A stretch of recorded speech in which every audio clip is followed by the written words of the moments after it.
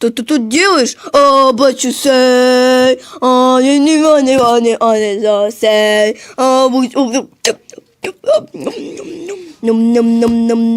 нормально, я пошел спать. Хух, наконец-то он ушел. Я теперь могу захрумать яблочко на кухне и гостиной захрумать. Я пойду